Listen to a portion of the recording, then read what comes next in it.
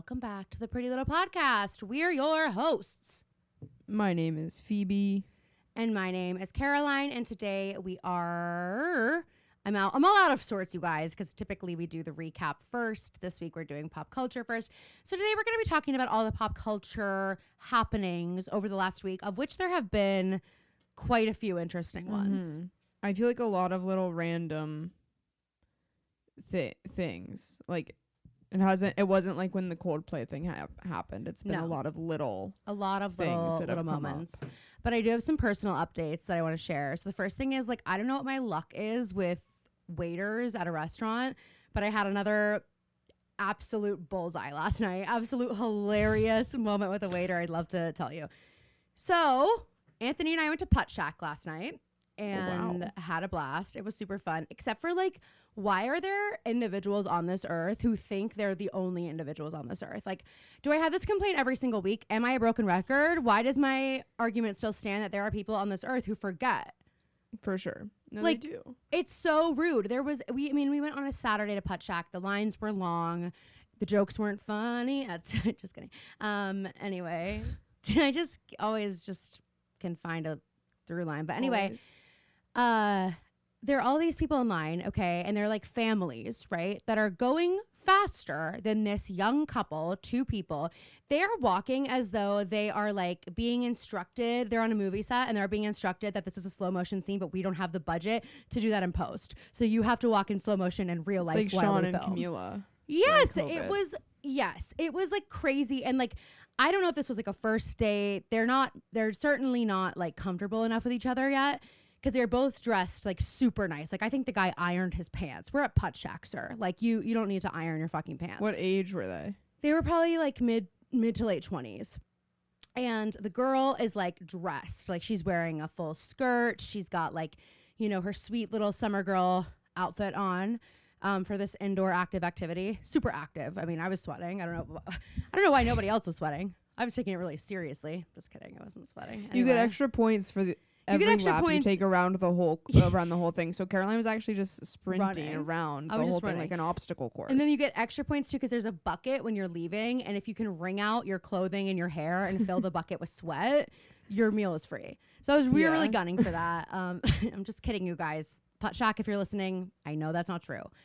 Anyway, these people but just potentially a good business But model. hey, wait, I just thought of a genius marketing idea for Huda Beauty. And I'm giving my, like, girl boss town moment. So quick pin in the Putt Shack story to tell you this. Okay, here's my idea. New campaign starring, obviously, Huda from Love Island. And do you remember that old campaign that Bubbly did where it was like Michael Bublé and Bubbly? And they were like, how do you say it? Okay, so I think it's like Huda getting ready. And she's, like, doing her makeup. And someone's like, oh, my God, is that, like, the new Huda Beauty, blah, blah, blah? And she's like, it's Huda Beauty. And they're like, no, it's Huda. And she goes, no, it's like Huda, woulda, shoulda. And she, like, does that. And then they're, like, introducing the Huda line for Huda Beauty. And she's designed, like, a line of, like, lashes and things like that. Fake freckles, like, all the things she was doing in Love Island. And that is the Huda line. What product would a Beauty. Hurricane Huda be? That would be some type of, like, lip plumper or, like, something that's, like, a more intense product. Gotta be. You know? Gotta be. Or it's like but she doesn't really wear, like, eyeshadow. Like, I feel like it's probably, like, a bronzer, a fake freckle, a lip, and maybe some lashes. And that's the capsule collection for Huda Beauty. I'm sorry. You're not reacting. That's genius. It is genius. And I honestly that's a wouldn't genius be surprised marketing if that campaign. does. Well, I mean, even if that's not how they do it, they definitely should be doing something together. Missed opportunity if they don't, even if it's not that. But I think that, like, we haven't seen a lot of brand deals yet, really. Not yet. And I know they've got the, like, go-tos. I feel like it's always, like, Maybelline, Too Faced, Tarte. I've seen some of those. Fenty, like, that kind of a thing. So I think they're probably just in talks. I bet after the reunion we'll get more, like, actual stuff. I was trying to figure out if that picture Amaya posted of her with the DS was an ad. Oh my God. Just no, her. I think it's literally just her. I also love, like, there were videos of her when she got out of the villa and she, like, already had a Labubu on her purse. And they were like, Amaya, like, do you know what's going on, like, with the Labubu? She's like, what? Oh, Labubu? Oh, I have one. And she, like, shows it. And they're like, she's like, wait, people are into these now? And they're like, oh my God, yeah, they've taken over the world. Like the internet is ablaze with Labubus. And she was like, oh my God. And they're like, yeah, they're like selling on eBay for like hundreds of dollars. She goes, oh my God, I can't be walking around with this anymore. I need to put this inside my bag. Someone's going to try to steal it from me. Meanwhile, it's on a Louis Vuitton. She's like, I can't be walking around with this Labubu. Someone's going to come after me. She was already like, before she was out of the villa. Yes. She was like I thought it was just like some weird thing that like I liked. She's a tastemaker. So I think that she's a tastemaker, and I do think that's probably just part of her vibe. Like she just likes to play with the DS. We need to get her a Nintendo. We need to get her a Switch 2 deal. She needs to be on the payroll, on the Nintendo payroll. Anyway, that's my campaign idea for Huda Beauty. I keep calling it Huda Beauty now because look at that. Look how quickly that happened. So good. Tell me more about the waiter. Yeah, so after we played, I was just like so preoccupied with how annoyed I was with these people. And you know, when you like study the faces around you to see if anybody else feels as annoyed as you feel, you know? And there was like this little kid who looks at his mom and was like, and like makes these eyes like, why can't they walk? Like it was crazy. We were on holes that took a family of 4 less time than it took these 2 people because they kept like looking back at each other and like walking as slow as they could and like giving each other a hug after they finished. Like, we don't have time for this. Oh my God, I was getting so annoyed. Who won between you and Anthony? Anthony won. It was really close though. It was really close. I got a super tube on the last hole, and he was like, if you fucking take it because of this. I didn't. I came up a little bit short, but it was close. So we go. Mom and I are gonna do pickleball while I'm in Charleston. Oh. She just did a clinic. She asked me if I wanted to learn how to play mahjong. How do you say it? Is that card game? That's right. She said it's really trendy right now. Can you confirm? No.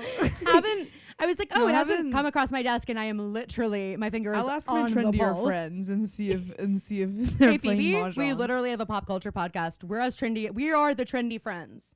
But what I will say is, if you learn how to play, like, you will automatically have something to do every morning at the Galleria. And that I've been like, God, my life is perfect. If only I had something to do every morning at the Galleria.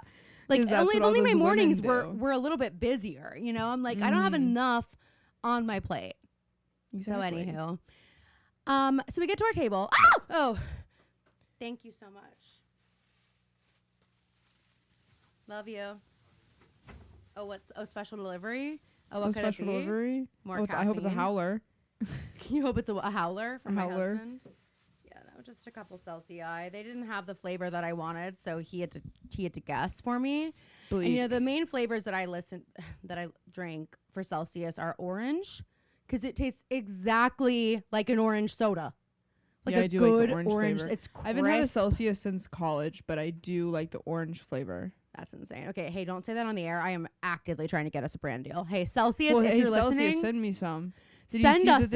They send Pat like a case a month. I just heard that on Seek Treatment, Pat Regan gets and I know. Okay, so he writes for some of the hottest shows out there. What do I have to do to get on that list? I loved like he got that thing, and then a couple weeks later he brought it up again, and he was like, my agent got a new assistant, and I've been trying to figure out how to like broach the subject of like my Celsius package that I get every month hasn't come yet. Oh no. What if they thought it was like for the office? No. I think that it was more so like maybe there needed to be some correspondence, and if the assistant didn't know that was a deal that was in place, Pat was like, I just need to make sure that she knows. Yes, that's crucial. Anyway, okay. He chose the flavors. He chose for me sparkling mango lemonade and sparkling raspberry peach, which are both like probably going to be good. But it's orange and cherry cola. That's it. Yeah. I cannot wait to buy Diet Coke today. I'm going grocery shopping after this. I have not had a Diet Coke in days. I got really annoyed with Anthony the other day. Like I don't even remember what it was about my period, but I got really mad at him. And then like I come downstairs later, and he had gone to the grocery store and like gotten me all of my favorite things. So he went and got a thing of Diet Coke. He got the Cheez-Its snack mix, which is so fucking good. Have you had it? I feel like Mom sometimes has it in the house, actually. Oh my God. It's like Chex Mix, but with Cheez-Its.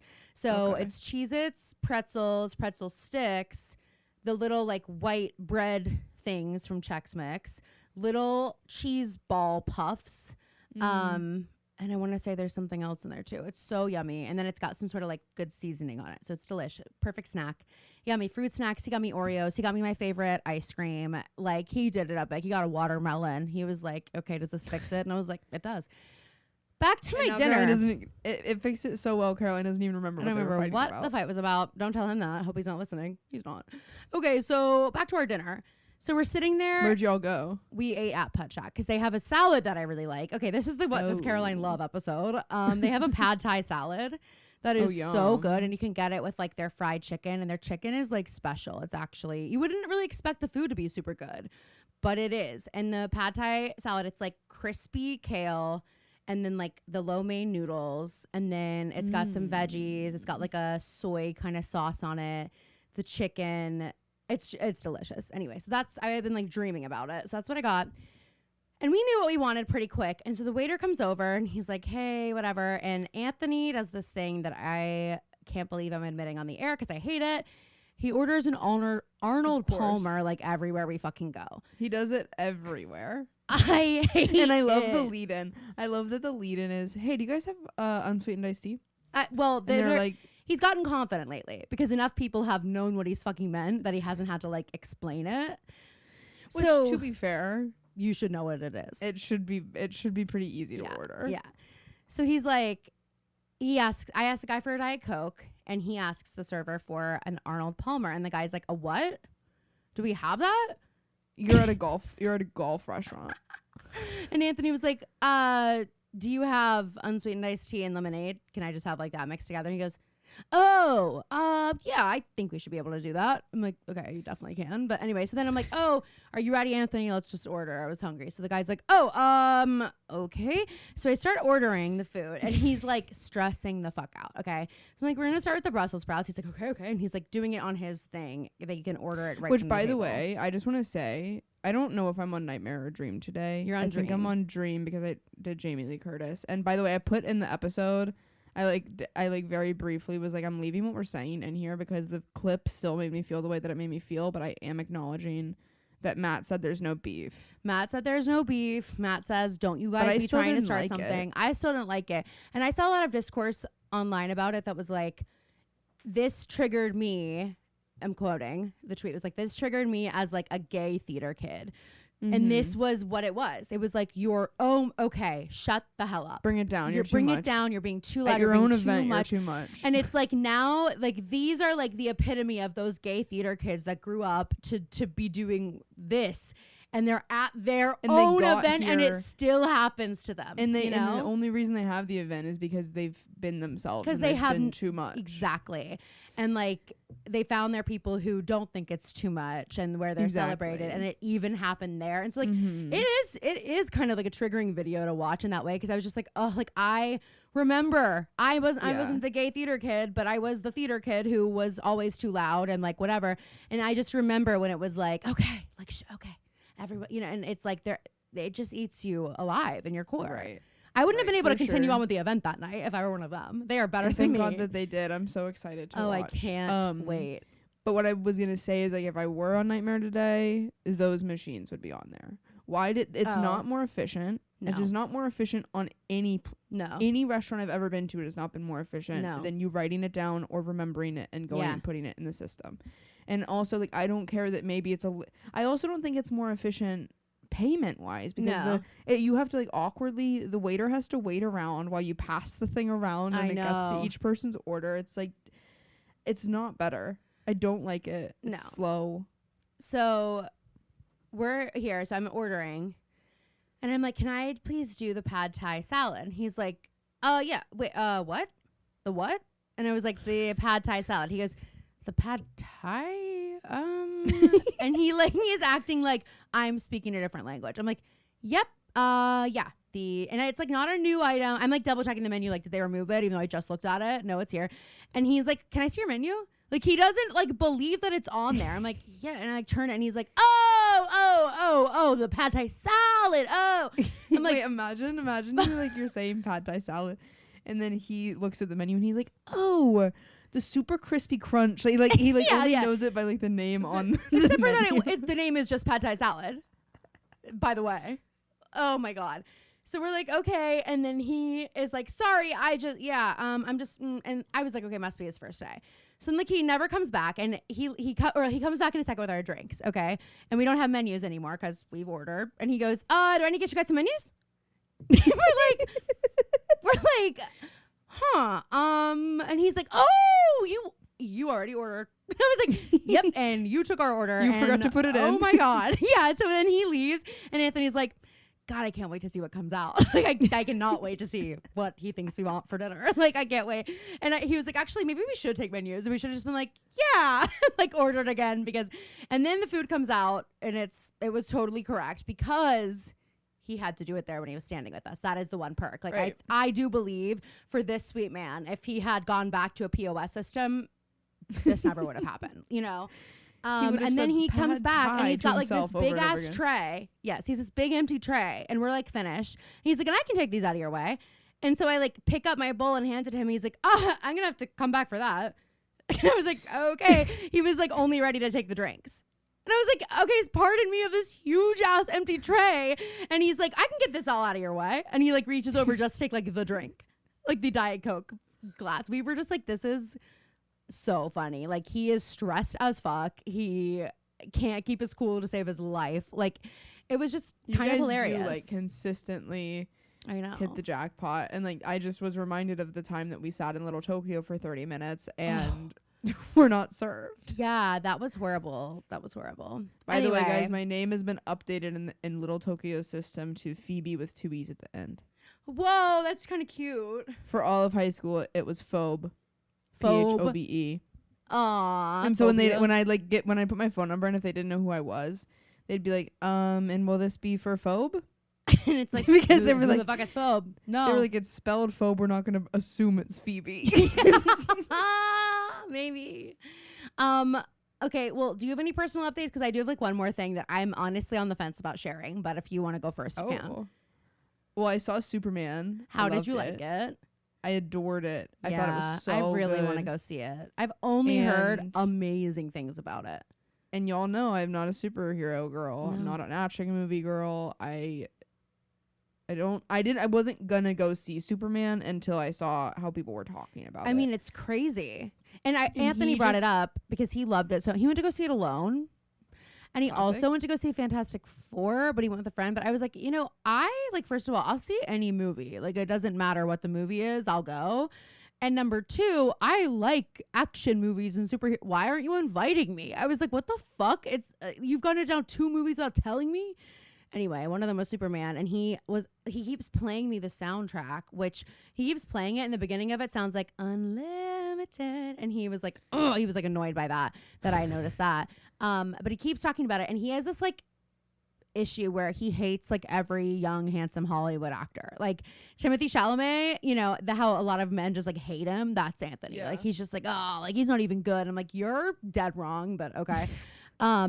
He said David Cornsey might be the only one he doesn't have that for. Like, he was like, I really like him. Like, he was perfect.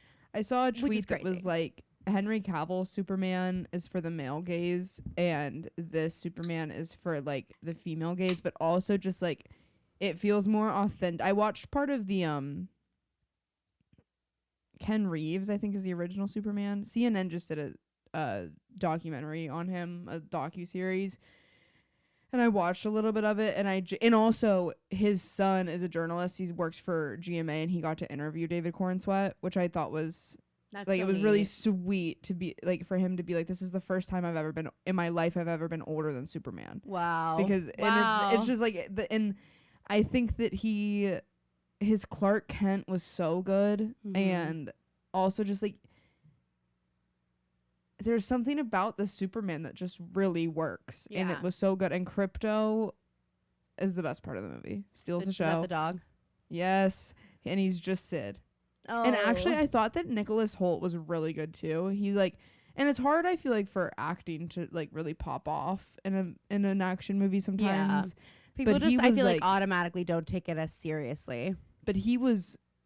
At the very end of the movie, there's like this scene where it's like, oh my gosh, he's really good as Lex Luthor. But I really enjoyed it. I saw it in Dolby Atmos. I got my favorite seat. Of course. No one sat in my row. It was perfect. Seat warmer. Love that. gorgeous For you. warm popcorn. Even though I was actually like so annoyed waiting in line for my popcorn at the AMC. I already said this on the Patreon, I think. It was just so inefficient. I'm like one person working at 6 p.m. on a Tuesday, Wednesday, which is, I think I saw it Wednesday, and now at AMC Tuesdays and Wednesdays are discount days. So they're super busy. They're really trying to get people in the theaters. Yeah. And I'm like, okay, maybe try a little less. Just kidding. Maybe update your freestyle machine to have to just work. That would actually be sick. If these Cinemark machines just must not be worked. having that issue. Well, you guys don't have freestyle machines. Exactly. And thank God for that. But they literally it's going on like 2 months that they haven't had caffeine free Diet Coke. So I've had to have Sprite 0. Wow. Because I just can't. I will be up all night. Anyway, so that's what I did on Wednesday. And then yesterday, I helped Mimi start to pack. We found some crazy funny things. Oh, there's nothing more fun. And like, it just brings me back to when I used to pack up from college, where like I was the recipient of countless care packages from mom. Mm-hmm. And she would send the weirdest fucking stuff. Like I remember like one just random time decorations. It's like, why do I have that? this? But also like toys. So like one time she sent me this, like, this wasn't really a toy. It was like a popsicle making kit, but they were all shaped like bananas. I don't know. And so I just had, and like the box is like this picture of the little girl like holding up her like banana thing. She's like, and mom like ordered it and sent it to me. I'm like, okay, what? Like, and so that was just like one of the things. Like, I think I had like a rubber chicken, like all this weird shit. People were like, what the fuck? But like people kind of wanted to hang out while it was happening, because they're like, who knows what she's going to find? Who knows what she's going to give me? I loved sitting on Mimi's bed and not like actually having to do any, like her just holding stuff up. Her just holding stuff up, and I'm like, you can get rid of that. That is such a like quintessential girlhood thing. I love that. It was awesome. And then we went to some parties, and then we went out. I'm like getting to an age where like I can't be out all day doing that. Oh wow. I was home before midnight. I was so beat. That sounds amazing. Yeah, it was good. It was good. And then today, here we are. Here we are. Other than that, I'm seeing Eddington tonight, and I'm seeing I Know What You Did Last Summer on Tuesday. I loved I Know What You Did Last Summer, by the way, guys. I can't talk about it too much, but do I need to watch the first one before I go see it? I mean, not really. Like it's, or is it like is it kind of a remake of the? It's kind of a remake. One. The people are in it, like Sarah Michelle Gellar and Freddie Prinze Jr. They're in it, but you find out immediately, you know that like they were the original. You know what I mean? Like so, Sarah Michelle Gellar, her character was murdered in the first one, and so that's crucial to know. So it's like if you saw one of the Scream movies, one of the newer Scream movies, you'd be able to figure out who Courtney Cox is. 100%. It's literally like Scream for summer. Scream set to August by Taylor Swift vibes, which is the vibe that I'm just in now. Like I am the summer I turn pretty. Is Scream set to August? Well, no, but August by Taylor Swift, I mean, more so. Right. Well, we're almost there. The summer I turn pretty makes me feel that way. The same like Aquamarine feeling we talk about all the time.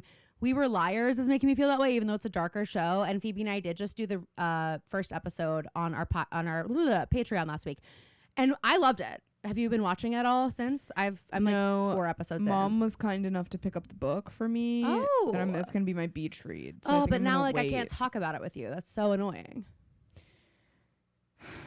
I'm sorry. So like literally I can't talk about it? Well, I don't know yet. I'm watching a lot right now. Okay, but that stalls us because this is such a hot show. And now like we can't talk about it because you want to read the book first. You've known this was coming out. No, why can't you just read the book after? Because I don't want to know what happens. I can't talk about it then. Okay, we don't have to have this fight right now. I want to talk about it now. I put it on the agenda for today. Well, how many episodes have you watched? 4. I mean, just said that. Currently in this moment, I haven't watched any more, and it's not just because of the book. It's because I haven't had time to. 4 episodes I've watched. First 4, episode. and it's really good. Are you really? How many are there? 10? 8. Okay. I did really enjoy the first. And you're not even going to Charleston until like the end of August. I'm going the 2nd week of August, 3rd week of August, 2nd week of August. I don't remember when yet. Anyway, I did really like it, and I am going to watch it. I just don't know when yet.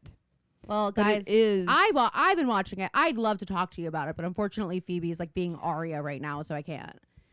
I'd love to talk to you about this trending pop culture topic on this pop culture podcast, but Phoebe's like, for some reason, being difficult about it. Well, I mean, in this moment right now, I can't talk about it because I know, but now but by the time you can talk about it, it's going to be too late. And you're going to start talking you do this all the time. I'm watching something and then you're like, I'm not watching that. And then you start after I'm done and then I'm like, well, now I don't fucking know what you're talking about. No, but let's just say, even if I watch it in this next week, we can't talk about it right now. Because I haven't watched it. But now we're not going to be able to talk about it until but the end of August. I haven't.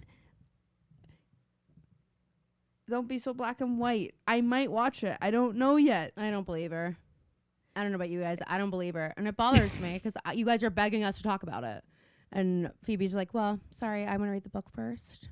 Sorry, I don't care what you guys want. I have to read the book first. I don't get it. So I'm literally asking you not to. That's what actually, this all comes down to this. Please watch it before you read the book so that we can talk about it on our show where we have to talk about relevant pop culture topics. Okay, I might. I don't know if I will have time to watch all of it right now. You don't have to right now, but once you start, you won't be able to stop. Okay. It's not a yes and it's not a no. I asked you point blank and you won't even do it. I'm giving you a 50-50 chance. That's not good enough. I'm asking you. Hey, this is me requesting now as your business partner that you don't wait until the 4th week of August to start the show that so everyone is talking about now. It's not going to be the 4th week of August. I don't believe I'm going to be home then. You're going to be here? No, I'm going to be back in Nashville. That's not home. Stop. Okay, I'm annoyed. I'm annoyed with you now. Anyway, back to my updates. Shh. Right. You had something you were going to be rather brave about. I did. And now I'm like, I don't even know if you deserve hearing about it. Maybe you could make a deal with me and then I might want to share. Maybe you could make a deal with me. I can't promise that I'm going to. Why? I know it's not so much that I'm not going to watch it before. Now at this point that we're having this conversation, I don't know how much I will have watched by the time we record next Sunday. Okay, but that's fine. I'm just asking you to not be the annoying person that's like, well, I'm just waiting until I'm in another state and I have time to read the entire book cover to cover before I keep watching the show that everyone's talking about right now. I'm also not watching The Summer I Turned Pretty. You can't make me watch anything. I'm also not going to watch this I Know What You Did Last Summer until 2 weeks after you watched it. This is your whole thing. I Know What You Did Last Summer just came out. Okay, but I saw it last Tuesday, and you were like, I don't think I'm seeing it until after we record. You could have changed that. I didn't have time. You could have swapped it. Superman's leaving my theater. I don't care. I didn't even see it yet. You could have swapped it. What I'm saying is it's leaving my theater. Mm. And it came out before I Know What You Did Last Summer, so I knew I had an extra week to see it. I'm just saying I want us to be more in sync with our consumption. I am going to watch The Summer I Turned Pretty. That is on my list for the week. That is on my list. Okay, for this week. But see, this is what I hate because you haven't watched any of it. So you have 3 seasons. Like, oh my God, we've been talking about it for years. We're going to start doing something. We're going to start doing something. And everyone, you're bearing witness. We're going to start doing something where we write down, these are the shows that are hot this season, and these are priorities. So you have to put other things aside to watch them. We're going to start doing that. And you can't be like, well, that doesn't work with like my internal schedule. You can't do that. You have to be like, okay, fine. Okay? We're going to do, and you can put things on the list too. It's not just my list. Like, you can be like, Caroline, you have to like watch whatever. And then I'll be like, okay, I have to. If someone tells me to do something, it's impossible for me not to obey. I'm like Ella Enchanted, and you know that. You don't have that issue.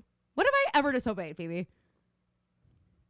Name one thing. Name one thing. It's NSFP. Not safe for podcast. No way. What could it possibly be?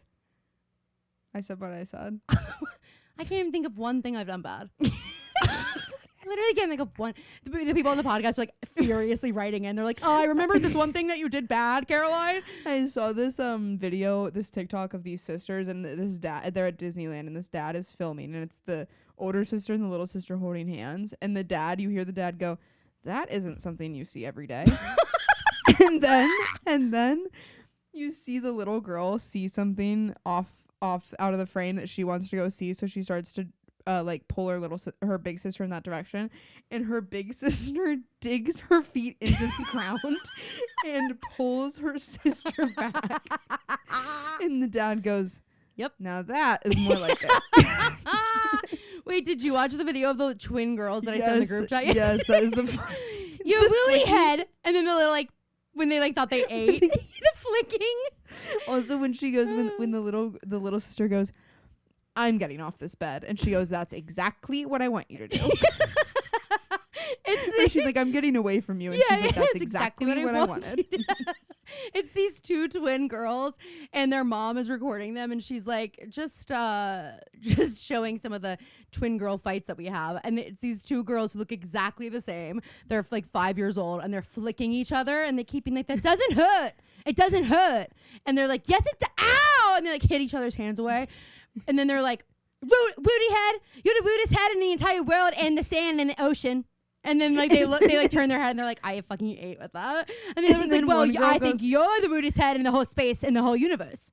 The one girl goes, I'm actually not the meanest girl. I'm not actually. I'm not the meanest girl in the world. I'm actually not the meanest girl in the world. No, I'm not. I love when they're on the little patio and the one is like holding like a wine glass of water like this. He's holding a wine glass of water. Like and she's just, like flicking she's her Laura sister Dern away. in Big Little Lies. Flicking her sister away. It's so fucking funny. Like, I was like, okay, this is gold. Like, this is so funny. Sisterhood is something else. Okay, so back to my very brave confession that I'm going to share now. And we know sisterhood's something else because we just got in a full, I was screaming at Phoebe, fight on the pot, and we're leaving it in, and you guys are going to eat it up, and I know it, and I know that. So anyway, okay, here's my moment. You guys know I hate hands and feet, right? Yeah, I think that's been a general theme. I don't love like skin. I don't love hands and feet. Like I just like, I don't know. I just don't. And like I got my nails done on Friday, and afterwards Cindy was like, well, it was Cindy and her husband, and I never met her husband. And she was like, Caroline, I'm so excited to introduce you to my husband. And he was like, oh my God, he was so happy to meet me. It was amazing.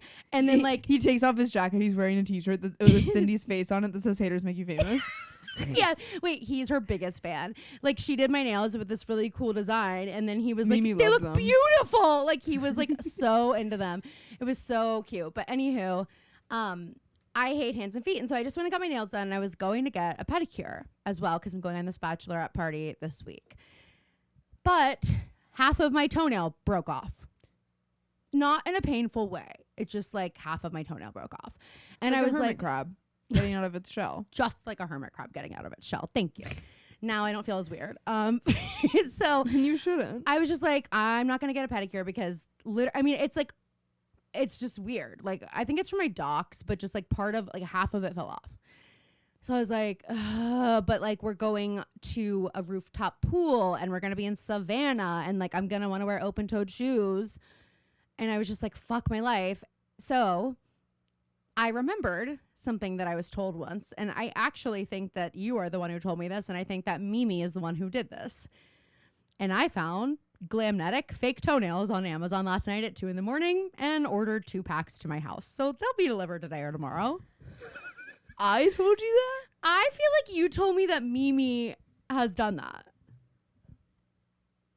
I've never heard of this before. You've never This is the exact reaction I didn't want to get. And I was like, this is a safe space because Mimi did it.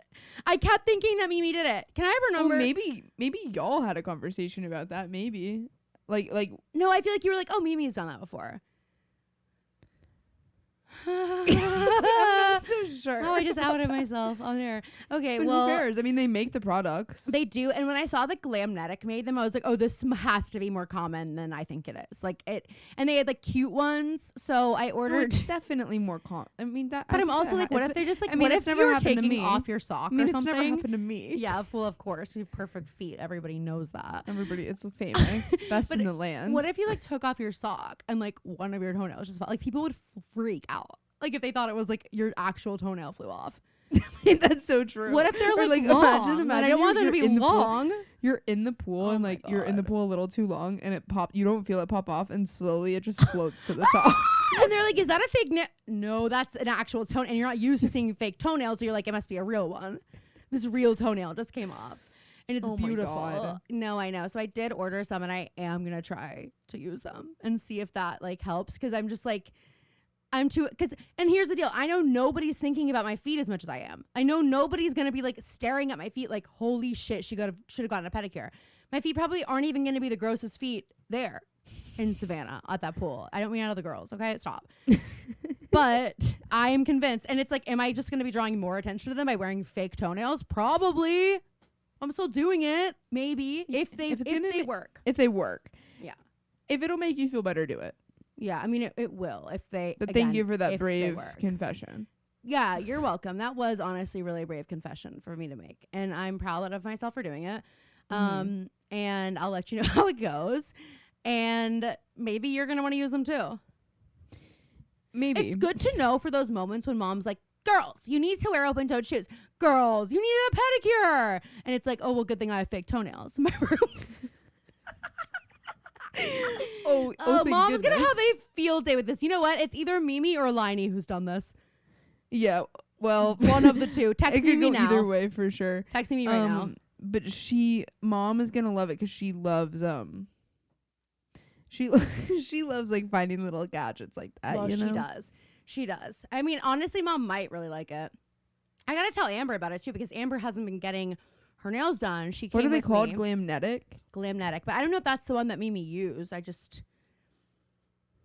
feel like I've heard about this before that she maybe used them. All right. That's really all I've got personally. Guys, I'm going to be in Savannah this weekend. So Phoebe, that is going to fuck up our recording schedule, FYI. Okay. Let's get in to some of the pop culture updates. Big one from Euphoria, which I just get more and more excited for season 3 every day that passes. Did you see that Hans Zimmer signed on to do the music with Labyrinth? It's gonna be crazy. That's because Sam Levinson was watching Interstellar while he wrote season 3, and he was like, I just have to have some of that magic in here. Isn't that interesting? I don't know, like, he has to have something on everybody. The budget for this season is $200 million. Mimi said, OMG, no. I don't even know what that is. God damn it, Mimi. Stop lying. Does she know you're recording? Did you say I'm recording and I'm going to read your answer out loud on mic? So be careful with your response. No, I didn't say that. I don't believe you. Well, someone on Earth has used them. Now I want to talk to that person. The product does exist. Okay, whatever. I just am like, I saw a tweet that was like, the budget's $200 million. Are they doing real drugs? Like, what? Yeah, I don't understand what's happening. Like, is it gonna be immersive? Like, is it VR? Like, what is going on here? I really hope it's not immersive because I remember how we left off on season 2. I'm still just pissed about the fact that there's allegedly going to be that time jump. Like, I know it's taken forever for them to do it, and I know these people look older, but like, well, it's like, I'm sorry. The story was kind of like, I need to know what happened in a way of like, I need a play-by-play, and not in the way that it's like, oh, remember, yeah, exactly. I need to see what happens when isn't there like a knock on the door at the end of season 2? Am I remembering this correctly? I'm gonna have to rewatch like it. Rue walks in the door or something. Something happened. Her mom was like sitting at the table, and I want to rewatch, but I'm also like, I don't know that I'm ready to be back there, like back in that place. Yeah, I think I'm gonna have to wait till we have like a date. I'm gonna have to wait till we have a date for this to come out, and then rewatch. I know it is so good though, and I'm really looking forward to it. I do kind of hope like it's really awesome and cool that Hans Zimmer is involved, but I just loved the music the first 2 seasons, and I don't want it to feel that different. Well, I think since Labyrinth is still on it, I think it'll be okay. But what if it's kind of his thing? Can you imagine? I know, but okay, so Labyrinth is like, this is kind of my thing, and Hans Zimmer's like, I'm Hans Zimmer. You know what I mean? Like, who wins in that? I don't know. That's a good point. I just don't like that I feel like they're doing the time jump because Sam Levinson couldn't figure it out. Yeah, like he couldn't figure out. That's what bothers me. I do feel like part of it's probably also because of Angus Cloud passing, and like there would be way too much stuff they had to like immediately, like I feel like the entire season will be wrapped up in mourning him. You know what I mean? If totally, they didn't do some sort of time jump. Didn't Fez pass away? Didn't he get shot? Yeah, but it wasn't like confirmed that he died. I don't think in the show. I'm just saying, like, that it could have, not that it would have made the mourning aspect of everything easier. Wasn't but there like, a little boy? Didn't he's the one that died? Yeah. Remember that little kid? Yeah. And he goes in the bathroom and like they just like shoot up the door, and I'm pretty But I think sure they both got shot. No, I think Angus got I think Fez got arrested. Oh, maybe. Then like I really am gonna have to rewatch. I know, guys, if we're butchering this, sorry, but I do feel like they would have to address that. Maybe he did pass in the show. I can't remember. I honestly can't remember, but I'm excited for season 3. I just thought it was interesting, those little updates. Okay. Okay, guys, we got the new Switch. It's so fucking fun. The new Mario What's Kart different game. about it? Like Okay. what it like? I'll tell you a few things. So I haven't played like everything yet, but first of all, first huge upgrade are the controllers. So you know how before you had to like slide them in perfectly to the controller, and then like it was just kind of, they were kind of annoying to get out, whatever. These like clip in magnetically, so you don't even have to like slide them. You could just like put it near it and it will just click right on that's in. really nice. And the controller is sized a little bit differently, so there's like the top portion, then like your hands can clutch the bottom. I don't know, it's just really the controller feels really, really nice. It feels a little bit higher quality than the others. The Mario Kart game, holy shit, dude. So first of all, in between, so when you do like a Grand Prix, okay, so let's say you're like in whatever land you're in, when you leave, like in between the two different races, they show you like driving through this map, like to the next place, and they start like morphing together before you officially get there. And you're driving through really like cool. the dirt road leading into like the next whatever. Also, my favorite ones right now are the water levels, which I usually fucking hate water levels. I don't like them. First of all, it's beautiful, but you're driving. It doesn't change the way that you drive, but you're driving on like choppy waves that look gorgeous. It doesn't change your speed level. Like you can jump extra high on the waves. You will love it. It looks so gorgeous.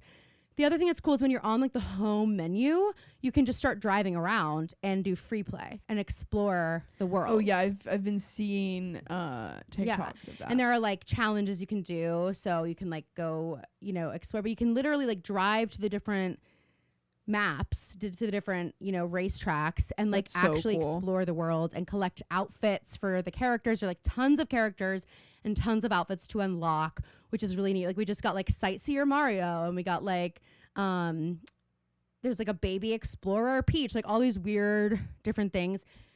It's really fucking fun. There are new items that you get in this one. It's just like so much fucking fun. There are 24 people racing in these instead of 12. Oh my god, which is also crazy. They have like a knockout round, which I don't remember in previous games, where like, okay, so you're all driving and then it's like, okay, you have to be 16th or higher to move on. And so then you go and you pass it. If you're 16th, you keep playing. If not, you're out. And like it goes until whatever. So that's really fun. We've just been playing it nonstop. And then Anthony's been playing this Donkey Kong game, and it's like a free world game where you can destroy everything in it if you want. So Donkey Kong, it's like, he says that it's like if Donkey Kong was playing Minecraft. Ooh. Because you can like build yourself ledges. If you need a ledge to jump up on something, you can like completely destroy a mountain, like go inside, and like he's like, I don't know how the fuck to get out of here. I'm like stuck in this mountain now. Like I have to like get my way out of here. So it's kind of like an like Mario Odyssey or something like that, where it's like a you travel the world kind of game. Open world, I think is what it's called, but it's Donkey Kong, and it's like Anthony's in love with the game. He's like, it's one of the best games I've ever played. Like I love it so much. So we are just having a freaking blast with it. I can't wait for you to come over. We're gonna have some epic Mario Kart races, and then you're gonna get my Switch, which I don't have Mario Kart on there. So it's gonna be the best day of my life. I can buy it, but the Switch is gonna be major. You're gonna have to. Yeah, I'm gonna give it to you. So you're welcome. We've been seeing a lot of stuff about The Devil Wears Prada too, and people are complaining about Andy Sachs's outfits. And I'm like, you guys are out of your mind. I don't understand it at all, but also like people are like, that's not Andy Sachs, as if that wasn't that was Andy Sachs 20 years ago, and now she's like in charge of the fashion industry. Well, and also like I've seen her fashion, and I saw that someone was talking about it, and they were like, one of the things that makes Devil Wears Prada so transcendent, like everyone's obsessed with it, is that a lot of the fashion is not rooted to the time. It was like a higher fashion, a level of like chicness, and it's not gaudy, it's not fast, it's not in your face. Like it's subtle, it's tasteful, and that's the kind of fashion that still today, most of those outfits, if you were to put them on, they would look great. You know what I mean? People thinking that these outfits are ugly is really confusing to me. They want them in like the outfits that Alex Earl is wearing, and it's like Alex Earl it's not Andy Sachs wearing the timeless fashion. Exactly. And Andy Sachs comes from such a unique background where like she wasn't in this world. Exactly. That's another aspect of who she is, where it's like you're misunderstanding the character. You're misunderstanding the character. She's making this what it is to work for her. This is like that's our yearly reminder of what Dad infamously said one time when we were watching this film as a family. And what's that? He said, Phoebe is like Andy pre-makeover. It never gets old hearing that. I want to know what his. Can we call him in? Like, hey, Dad, can you riff a little bit on that? Why the fuck did you say that? What did you mean by that? Allegedly, because everybody in the room Allegedly. went, what? Everyone, and it's not like we can even pull the card. Be like, oh, Dad, it's Devil Wears Prada. Like, Dad hasn't seen. No, Dad loves the Devil Wears Prada. If it's on TV, he has stops a everything and fundamental watches it. Same with the understanding Notebook. of what this movie is about and who Andy is. He doesn't not get it. Like, believe me, he gets the movie. But like, he meant personality wise, like in his brain, and he liked her before. She's more down to earth, which I think is I think that's a misunderstanding of the movie, because I think that you've realized she's being weighed down by these pretentious friends that she has. Yeah. And when she's able to break free from that, her friends are seen as like, you've changed so much and like, this isn't you. Yeah. But like, now she's getting to just be her own person. Right, exactly. She's finding things that she's interested in, new interests as an adult. Those don't come around every day. Let her fucking explore this. She has a job that she hates right now, but when she starts getting good at it, you start hating her for getting good at her fucking job, for excelling in her career, because it's not who you wanted her to be. She's not your perfect girlfriend anymore. Ugh. Like, are you kidding me? No. And I also think, like, along with that, what we see there is that Miranda Priestley saw something in Andy that her friends didn't. You know, she saw a level of work ethic and ability and like just skill, I guess, and talent that her friends don't think she has. Because if they believed that she had those skills, they would completely understand why she wanted to be in this job. You know, why she wants to keep the job ultimately when she decides that she's going to go for it. You know, and it's like, why weren't you able to look past Andy and her like stained sweater and frizzy hair to see that like she can exist in this world? How dare you? Totally. Females contain multitudes, you know, like it's just so gross to me. And they're so jealous also is what it is. Because when they're getting the free shit, they don't complain. But then, not that Andy's a perfect character. No. Of course she has moments, but like she's completely left out to dry by her friends. They aren't there to like help her stay down to earth in those moments. They completely write her off the second she seems like she might be doing really well in a job that they didn't think was like the job for her. Exactly. You know? But I mean, it is a true perfect movie. It's a perfect movie. Wait, there was one more thing I was going to say about that now I'm not remembering. Oh, fuck. Andy Sachs being... Oh, I really want to remember Andy Sachs being down to earth, her friends not supporting her.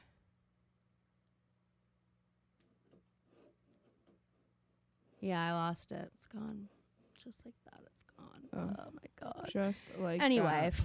I'm really excited for the second one, obviously. Me We've gotten too. some clips, but I think her outfits look fabulous. I think so too. Think they're very Andy Sachs.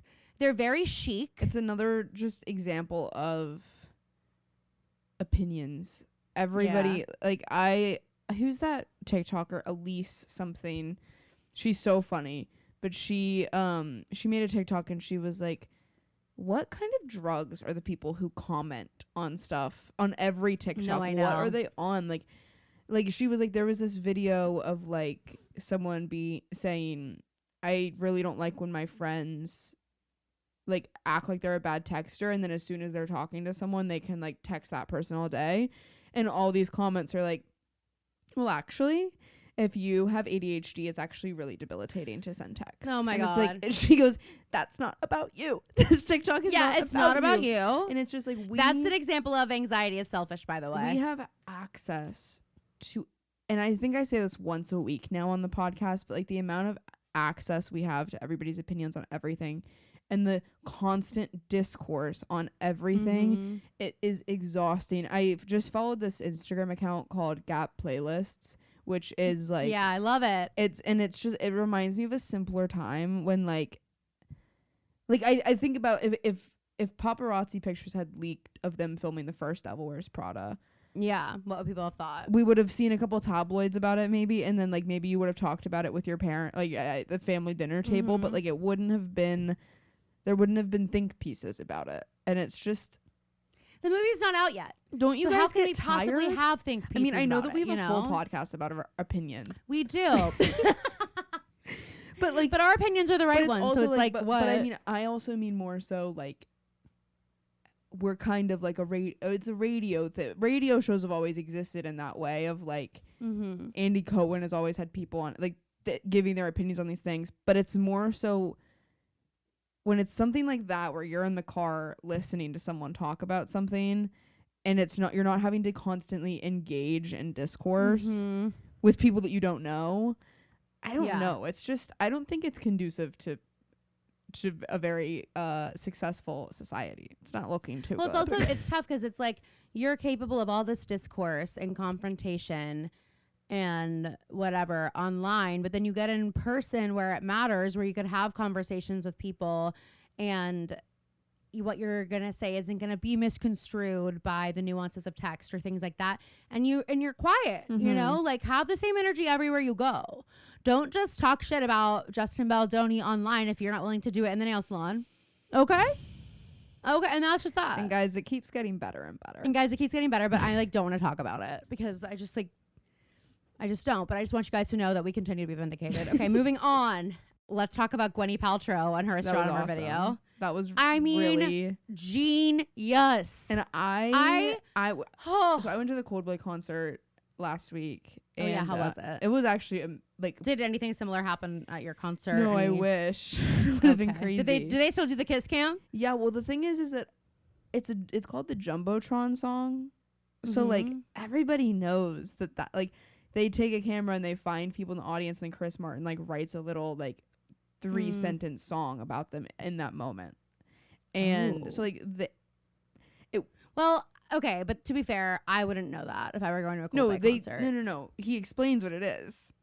Oh. Like he's like on the B stage and he's like, we're gonna. Does he always, or did he do that? Does he do that now? I'm pretty sure that's how it's always been because everybody. I mean, the Coldplay fans knew what it was. Okay. But anyway, I could be wrong, but that was the sense that I got. Anyway, it was really good. I haven't really listened to any of their music since like the album with Beyonce on it, but they do have like stadium songs. Even their like sad slow songs in a stadium are like. Well, I mean, just hearing Yellow, amazing. Like, and it's know, pretty, it's phenomenal. But Apple was there. She goes to Vanderbilt, and she was at the show. Oh my god! And so that's hilarious. am like. It seems I'm sure the parent. I think we've always known they've been pretty fine with their co-parenting. So I can't imagine the family group chat, or imagine just Gwyneth and Chris Martin texting each other, and a lot of and being like, so I can't believe like I'm gonna do this like thing for this company now. I think it's hilarious, and I think that there were people that were like, "Oh my god, like I can't even imagine. Like Chris Martin must be so. Why would he be annoyed? Yeah, why? It's only amping up his exposure as well. Okay. Like they're fine. She's not doing this to like jab at him, but it's funny that she is the ex-wife. Like it just adds to the humor of it. And it's also funny because they didn't even like they didn't even acknowledge that like they were just it wasn't even like I'm Chris Martin's ex-wife. But what I will say about Chris Martin, I'm a temporary spokesperson, which is hilarious. He is like quintessential divorced dad. Like his whole everything about him, the way he dances, the way that he break this his down, tattoos, like his little earrings. He like just gives like. He's like, Apple, see me up here? I'm with it. Want to get an extra weekend at my place? That was the whole vibe. He like makes these weird little noises. Apple's like, this is so fucking boring. Apple's like, I hate Coldplay. Where's like a gala I can go to and be mean? Doesn't everybody know I'm a mean girl? That's what she was saying. I don't know why. I'm a mean girl. I feel like I just said that like mean girls. Like 80 Bryant when I miss this SNL skit so bad, or this Weekend Update part where 80 Bryant and Bowen do the what's in and out, the trendsetters. When I saw it, the final one ever. You saw the final one ever? Yeah, dude. It was 80 Bryant's last show. They were, I mean, those were some of the best. And that's actually such a flex. I just love that they make each other like them having to like stay in this character, but like really so holding funny. their laughter. And they wear like the wigs, right? And they're like but oranges or like whatever. Like it's so fucking funny. I didn't want to go watch the one because there was something at the show that we went to that like I could not stop saying. It was so fucking funny. So but like good. yeah, I saw their last but one. yeah, Astronomer, that was a mega move. And I also think it's funny that like they're acknowledging it, but then not like she's still explaining what the company does. Yes. So like this video, for those of you who haven't seen it, if you're living under a freaking rock, Astronomer is the company that had obviously the CEO and head of HR Coldplay concert kiss cam scandal. And that was like 2 weeks ago. And so this week they come out with a video from Gwyneth Paltrow, who's a temporary spokesperson for Astronomer. And she's like, we've been getting a lot of questions in the last few days, such as, and then on the screen it says, seriously, what the F? And then it like doesn't type the rest of it. And she goes, yes, we are the leading blah, blah, blah. And like she starts talking about how, I can't remember now what they do. But what's really neat about it is like this video just gave so much brand awareness where now everyone just knew Astronomer and they were like, oh, we just know it as the kiss cam. It's the worst thing that ever happened to these two people and their families. And it's maybe the best thing that's happened to the company. Because now everybody knows except for I couldn't just tell you, but this company, we know what they do now. We're talking about them. Their stock's probably going up. Like they're able to poke fun at themselves and laugh at themselves. It's such a brilliant crisis management marketing move. And I just want to know, because I think about things like, especially I work in marketing, I work in social media. I'm constantly bringing like off the wall ideas to my boss and being like, I swear people will love this. Like I swear. And I just want to know like which firm they brought in, first of all, which crisis management firm handled this.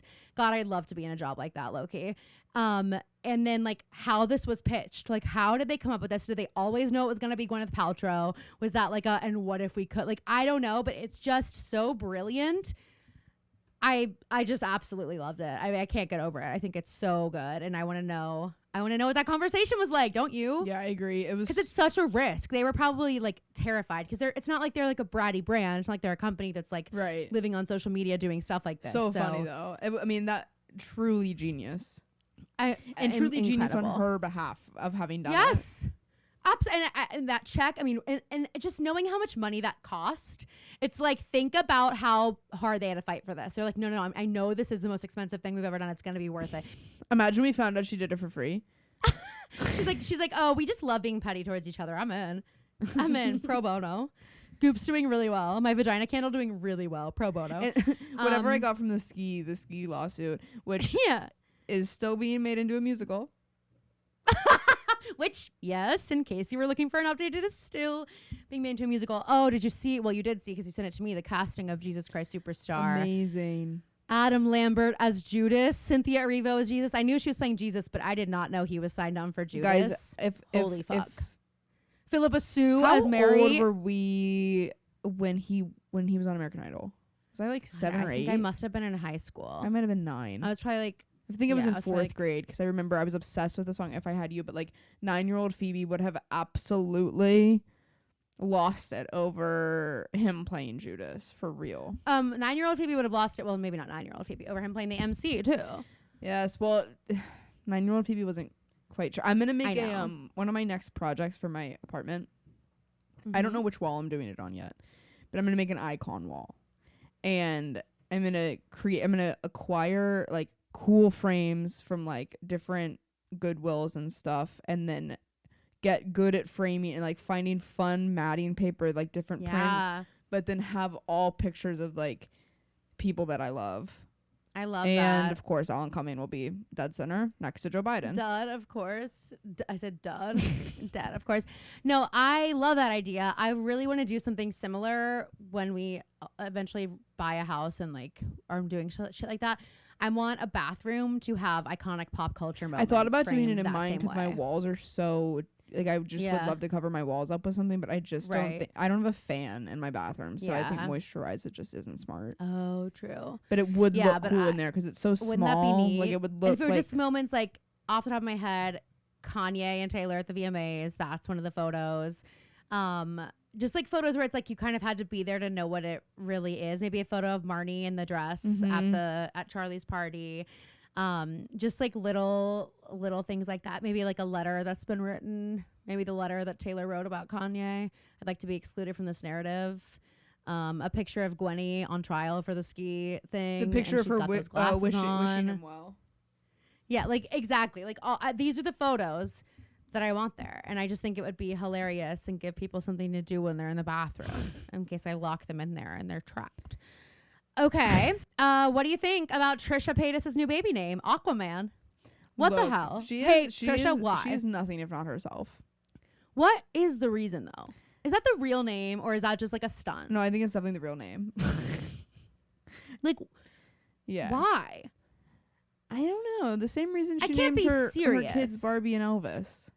I know, but this is worse. I think they're all named after her favorite movies.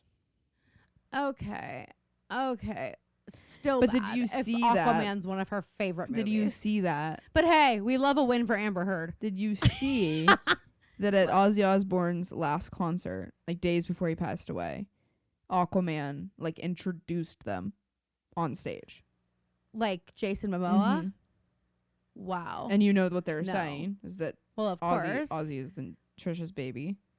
And we'll find And guys, out, I'm bad sure, news. soon. Bad news. Trisha tied her First tubes. word, Sharon. What? Trisha tied her tubes. Yeah, so the portal's closed. So what we were all hoping for is not going to happen. But hey, But honestly, we should be grateful. there are other ways. Because yeah, it will eventually happen. And well, we don't maybe necessarily sooner than need we him in think. Trisha Paytas' arms. No, certainly not. I don't want to know that like that person's been reincarnated. Exactly. You know, so Mhm. it's like better for me not to, just to think that they just like fell into the ground. But with the idea maggots. that it's Queen Elizabeth, King Charles, and Ozzy Osbourne. The trifecta, the three best friends anybody could have. And it makes sense because they were all so famously linked together. Yeah, and Everybody knows about the royal family and how they felt about Ozzy. I do love that meme that's like Ozzy Osbourne. Like they do this every time a musician dies. They're like Ozzy Osbourne waking up in heaven, and it's like Brian Wilson. You're late for band practice, dude. And Ozzy Osbourne's like, what? And then like it's like Tekashi 6ix9ine, like all these random like it's like Mac Miller's like, yeah, where have you been? Yeah, where have you been, dude? Oh my god. Yeah, I just think it's like crazy. I'm like, is she in on the joke? She must be. I think she is, because I saw her comment on a TikTok of Gen Z people explaining to their bosses what was working because they were trying to get permission to post a meme that was kind of about it, and they were having to explain why the internet thinks that Trisha Paytas' babies are all the reincarnated versions of these people. And it's like, what a thing to have to explain. I love when I have to explain something that's like so deep and like along the way, I can see in the people's faces that they're like, we're not doing this. Like if it takes this much explanation, and I'm like, but it's yeah, but it takes this much explanation for you. But like, I promise you, that's how it was with the Mommy Mamacita thing. Mm-hmm. I was like, I'm telling you. This is and then like this is the new and I was like, okay, monoculture. come on. Yeah, exactly. Which is our new buzzword on this podcast, monoculture. Monoculture. We love saying it. We absolutely love saying it. Monoculture is Harry Styles creating a vibrator and lube. Crazy. It is kind of crazy. But it does actually track for me. Like, it's actually not that crazy it to me. It does. Well, and like, sorry, but from, a marketing perspective, I mean, think of the girls purchasing but this also the who are, brand like, is called Pleasing. Pleasing. I'm going to take this out, but someone... And proceeds, they're like working with Planned Parenthood, by Yeah. the way. So like, that's nice. Someone... Also, if you're someone in Texas, I'm not saying anybody we're listening... that listens to our podcast is this person, but I saw a tweet of someone celebrating a Planned Parenthood closing in Texas, and I just want to say that if you live in a state like Texas where abortion is already banned, you are just celebrating the fact that women are not getting healthcare anymore.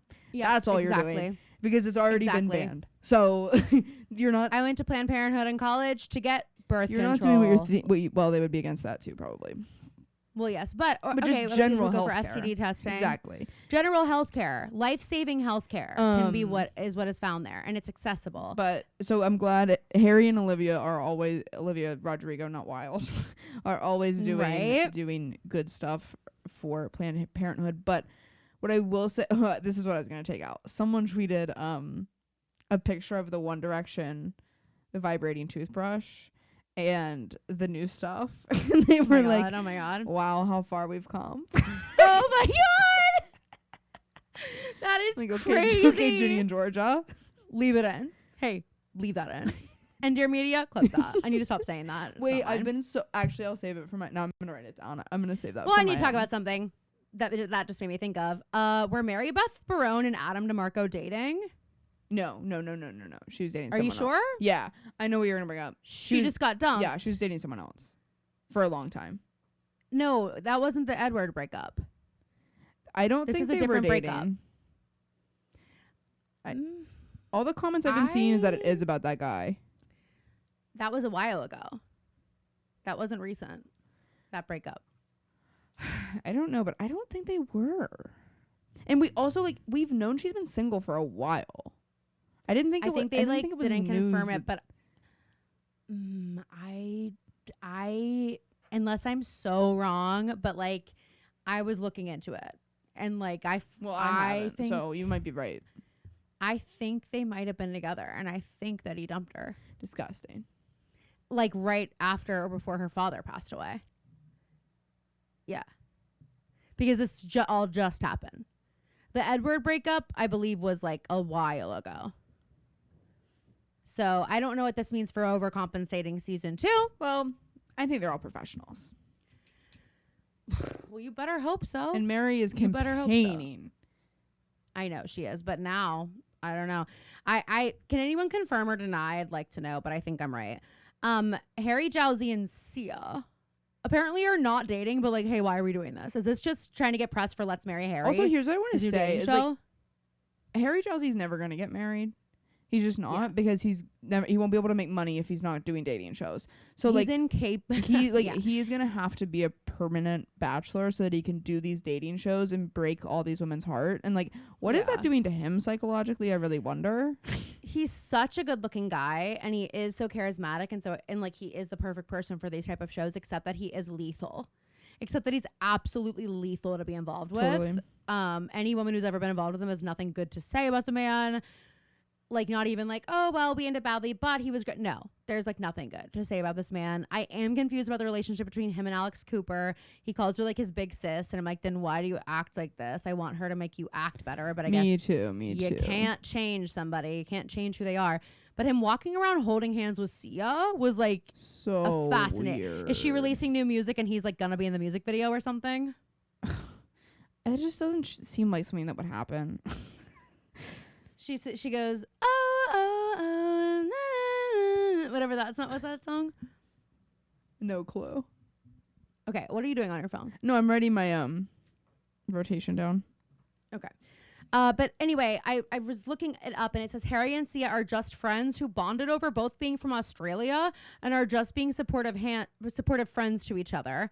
There's some playful and flirtatious energy between them, but they aren't dating.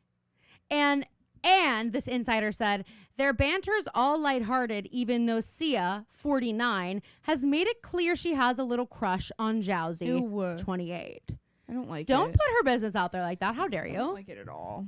But like, if he's just doing this to like, I think think it's he's just doing this weird. to like get attention. For like, sure. but why are you holding hands with No, her it's really weird. when you're about to be doing this dating show? It's so bizarre. Speaking of couples, okay, are Pamela Anderson and Liam Neeson actually dating? It's another question. Mimi and I were talking about this yesterday. Hard to say. Because obviously he had his comment, which I feel like you told me about. Maybe not. He made a comment saying he fell madly in love with her when they were filming this movie. Oh, I didn't tell you that, but whoa. Okay. He said that. It was a while ago. He said, I fell madly in love with her, and talks about how amazing she is. But then it was like, no, but we're not dating. Like, he didn't say that, but they were like, we're not dating. Then why did you say you fell madly in love with her? That's an insane thing to It's say if just you're that- not actually madly in love with her. That theater, that theater stuff. The showman's shit. But this weekend, they were both seen leaving a hotel. She left a little bit before him, and he left afterwards. And they've been. Why would you leave like that if you're They've just been friends? very cozied up on the carpets for this new movie. How cute would that be? I think it would be really cute. If this is just a PR relationship, though, I will flip the fuck out. Like, I'm sorry, there needs to be a I don't rule see about once Pamela you're past a doing certain that age, because anymore. I know I don't either. Not that she did But, it like, it would intentionally the first devastate time. I'm not me. saying it in that way. I just mean like she's really grown from being Pamela Well, that's what I'm saying. Like, don't mess with her fucking head like that, Lily. Lily. Yeah, of no, course. Lily. No, but it makes me think of like the Meryl and Martin thing too, and how some people were like, "Is this just for like only murders?" And I just want there to be a rule. Like, I'm not trying to be ageist, but once you're past a certain age, I don't think you should be able to do PR relationships anymore because it's too sad. It makes me too sad. Like, I'm like, I don't know. It makes me sad because I'm like, okay, if like the 20-something people who have their whole lives ahead of them are gonna get like in a showman's and it's gonna go wrong and something's gonna happen and she's gonna get her heart broken, she'll be perfectly fine. But if you break Pamela Anderson's heart, not that she's not gonna be totally fine, but like that's gonna hurt me. You're right. I'm gonna feel sad. That's a good I point. don't want you to hurt Pamela Anderson. Like, you go on the record, say you're madly in love with her, and you do all this shit, and then the movie ends, and you're like, oh, it was just for PR. And she's like, but I thought this was real. Not that that would happen. Maybe it'll be vice versa. No, I agree. But like, she didn't go on the record and say that she's madly in love with him. I know. But also then maybe Is that a situation? Am I that- going to get canceled for saying that? No. I think that maybe it makes him... he also gives Loverboy in his own kind of way. Does he? Yeah, because he's so, like, quiet and, like, kind of, like... I don't know. He gives... And is that the Loverboy vibe? He just gives me sweet and kind of, like, a calming presence. I don't know what I'm trying to say, but I could see him, like, being good in a relationship like that. Yeah. There is some, like... what was I just going to say about that? Fuck. There's new discourse, and it's coming from The Summer I Turned Pretty, that the golden retriever boyfriend is out and the black cat boyfriend is in. And I just want to say no. I disagree. As a black cat woman, I will always disagree with that. Because here's the deal. Just because Jeremiah is a piece of shit and whatever doesn't mean that Conrad's not. Right now, he's getting a good edit. Like, that's what I'm going to say. And I know why he was sad. I know he went through a lot. But, like, it's not a reason to take it out on Belly. Yeah. Like, I don't, like, really care that, like, you're using your own sadness as an excuse to, like, break somebody's heart and, like, really, like, fuck them over. And now he's getting this good edit, but we're all forgetting, like, what the past few seasons, I mean, Phoebe's not, but what the past few seasons have been. And I just don't think, I mean, right now, my body is like, okay, Belly, go be with Conrad, because he's getting the good edit. Mm-hmm. But what my brain is telling me is, Belly, download Hinge, okay? So I just want us all to be on the same page about this. No, she really needs to. When I saw the pictures of her telling the family table that after the memorial for the mom that they're getting married. Mm-hmm. No, I know. Hey, Belly, what are we thinking, girl? I know. What are we thinking? Any credibility you and this relationship had, poof, out the window, pop the bubble. Now I have no choice but to root for Conrad. Right. Because, like, what the hell is this? You're being love bombed by Jeremiah after But another thing I have to say, sorry, Belly, you guys were broken up. Do we see the breakup scene? And he says, like, we're done. Let's call it. Let's end it. She says, are you serious? He goes, yes, I am. I'm done. Goodbye. Walks out the door. They don't speak for a week. He goes to Cabo for his senior fraternity spring break, comes back, and she comes to see him. And she's like, you didn't speak to me all week. And he's like, Belly, I didn't know, like, we were broken. I felt hurt. She's like, that wasn't real. We were not really broken up. And he goes, Belly, when I was in Cabo, and she goes, like, don't say, like, she stops him from saying whatever it is. And so and then when she finds out that he had sex with someone of them in front of the house. Yeah, she's like, you cheated on me. And it's like, well, did he? It's still shitty. Like, and he it's still thought like you guys were broken up. It is still shitty, and I would still be fucking flipping out. But to say that he cheated on you in that moment, I don't know if he cheated on you. I think it's weird you guys didn't talk at all after that. Yeah. I think she just, like, never believed he would actually break up with her. And so she didn't think it was real. Right.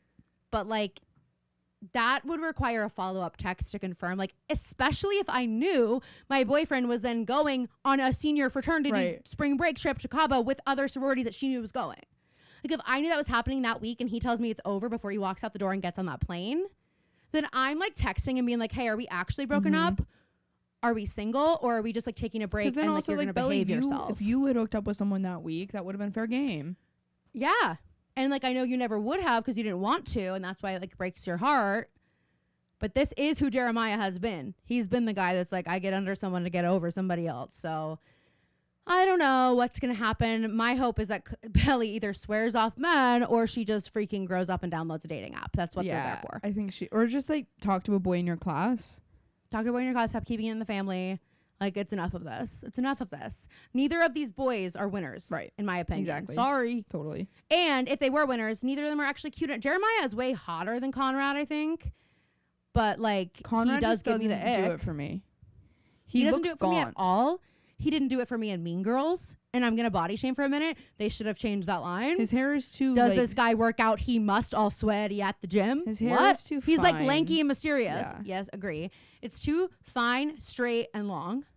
And it's not, like, his act doing anything. And I'm sorry, but him being so close with Renee Rapp, some of her, like, attitude is rubbing off on him in the interviews. And I'm like, okay, she can do it well on you, dude. Like, she can do it. It's just, like, not, like, hitting the same for you.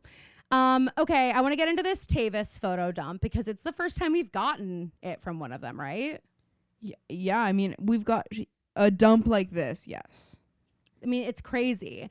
It just looks like she's having so much fun with him. We're going to go through it. So we've got it's the caption, had some adventures this off season, kept it 100. Looks like he kept it a little tamer than last off season. Yeah. And thank God for that. And because I can't have Taylor Swift being blamed for the Exactly. Chiefs not playing well this season again. 100%. Wait, speaking of, okay, wait, I just figured out who's on my nightmare rotation. 1 second. Did you see that someone named their baby Kelsey Taylor? No. Spelled Kelce Taylor. Who? Was it I one don't of know, your best friends? It was one of my best friends. Was it one of your best friends? Be honest. No. Who was this? It was, I don't know. It was in a People magazine article. Well, great. That's what we need to be giving airtime Exactly. to. Perfect. Sorry, There's a lot that of is people. crazy. No, it's You don't know crazy. these people. I love the shot, slide 3 of them at the restaurant. Me too, where she got has her his glasses on. She looks so cute. They look so like cute and trendy. And the idea that they're at just like a regular restaurant you can see in the No, back. I know. Like, so and they're at the cute. window. I'm like, not you being in the window. Then we've got all the snow pics with the whole group. Zoom in on Travis's phone in that picture. Background, phone background, him and Tay. 11:24 p.m. also. Okay, we're out late. I love it. Okay, I love it. It's just like they seem really happy. The pictures of them in the snow with Taylor's filter. What camera is this? What's Like her? this was taken on Taylor's phone, and I know that. It's her because it has this classic. fucking filter she loves. Loves it. But I kind of love it too. Okay, then we've got this like picture where they just look so in love. Are they in a cave? Well, it looks like a cave. Yeah. And it looks like there's like some bean bags. He's Oh my holding a God, little coffee. interesting. They're in their linens. We've got family pics. The picture of just them in the snow where he's like leaning on her with his leg up. Like they just look like They just look like a normal couple in this. Especially normal the couple face who, he's like, making. get Like it's each not the other. most flattering picture of him. No. Like it's just, they just like No. look like a normal It's duo. sweet because it's like this is, I feel like, the happy medium that she always wanted. Mm-hmm. Or maybe she didn't even realize that she wanted it. I feel like she before, got to a 'cause I point where she feel like didn't think went she could through- have it. Right. And she was with Joe and she was like, well, this is better. This is healthier. This is what it has to be. And it's like, I like that Travis is, Right. first of all, she feels safe enough with him to like go be a normal couple, go to restaurants, go to things like this. But it's like, he allows her to like be herself and champions her and lifts her up. And this is why being a golden retriever boyfriend is important. Because Joe Alwyn was a black cat boyfriend. And he kept her hidden the fuck away because he didn't want to go outside and he was sad and he was blah, blah, blah, blah, blah. And he made her fucking miserable. I love like- I love her hair in the picture where he's in the Happy Gilmore hat. Her hair looks. I know, love how I it do looks in that too. picture. And then them on She the looks hockey great. rink, so cute. I know. Like, And I also just did love you it. see on New Heights they were talking about Pretty Woman and they were like, it's kind of like they were talking about whether or not it's a misogynist movie and he goes.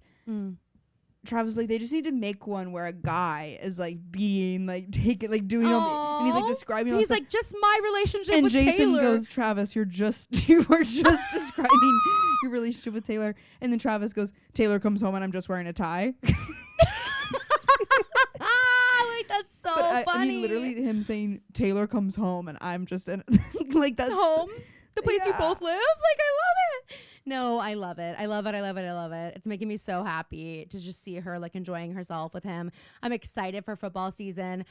I can't believe I'm saying it, but I like would be okay with the Chiefs winning the Super Bowl so that he can retire and they can just like go get married. I don't think they get married until I'm good on the Chiefs winning. I know the you Super Bowl. are. Well, I don't really care about the Chiefs. Let's just be clear. I want to make this very obvious. I'm just really saying it because of Travis. Like, I don't really care about football. I don't like know any of the people on the team. I don't know anything about it. What I do know is that if he wins the Super Bowl, I think they get engaged and they get married, and then that's that. If they don't win the Super Bowl, I don't think they get engaged. So it's like it's more about what I want. Oh right. What I want for Taylor. You don't agree? Because you're like, I want the Steelers to win. Don't tell Anthony I said this. By the way. Hey, Phoebe, look me in my eyes. Don't tell my husband that I said I would want any team other than the Steelers to win. Maybe if they would have just traded Travis Kelce to the Steelers. Oh my god, imagine. Why didn't they do that? Wait, no, Phoebe. Imagine. I just got like butterflies. I'm like, I wish I didn't even Taylor have that Swift thought. posted up in Swickley. That's where she'd live. No! I wish I didn't even have that thought. I wish it wasn't in my head. No, she's living in Virginia Manor. No, she's my she's neighbor not. now. No, she's Yes, she has a huge house in Virginia Manor. Caroline, she's got a gated house in Swickley. No, she's not. She's in the first house in the manor, the house that Taylor Lautner rented, her ex-boyfriend. Taylor And he's Lautner like, sent I her know the a great listing. spot in Taylor Pittsburgh. Lautner texted her and was like, hey, this house I stayed in Pittsburgh. Heard just about went the trade. Pittsburgh is great. I've got a few restaurants. Have you ever heard of Cafe Io? You're going to love it. Get the fish tacos. Have you ever been to Green Garden? It's a sit-down restaurant. Their lo mein is crazy. Yeah, like that's all I'm saying is I think that's what's happening when Travis gets traded to the Steelers. gets traded to the Steelers. Right. Oh, I can't wait for that. Okay, let's briefly talk about some reality television. Let's get into Big Brother just off the bat. How are you liking the season? I'm really liking it. Really enjoying the gameplay. I like that. Like, I've said this before. Feeds are always interesting for the most part. And my top 3 right now, I really like Lauren. I don't like her relationship with what's his name, Zach. Zach. I always want to call him Matt because he just reminds me of Matt from last season. He reminds me so much of Matt. How about Jimmy outing that he's a virgin? Oh my God, I didn't catch that. Oh my God, Jimmy on feeds was like, Zach's a virgin. Yeah, he's saving himself for marriage. I thought you said Jimmy outing himself as a virgin. No. Jimmy outing Zach as a virgin. I don't even know if Zach knows. Oh my God. Well, like, also, you're on TV. Like them all talking Not that it matters, about, but like, I don't know. The other night when Amber and I were watching it was Riley, Adrian, and Zach walking around in the backyard, and I was just like, why are you guys talking about these like, sweet girls like this? Like, shut up. I know. No, and like it wasn't. I just don't like seeing men talk about women. Right. It wasn't like they weren't being super disrespectful. It was just like weird. Well, the demeaning way of like none of them think that Lauren could possibly like pull off her HOH without their input, Dude, and it's so like, and also she's been watching this show since she was 9 years old. Sitting like in the she's room got it and saying, you're doing pretty good because like I literally made a list of my goals and like getting HOHs on that list. Phoebe goes, okay, duh. Okay, isn't that everybody's goal? You're doing pretty good because I did make a list of my goals for this show. And one of them was to win. One of them was to win.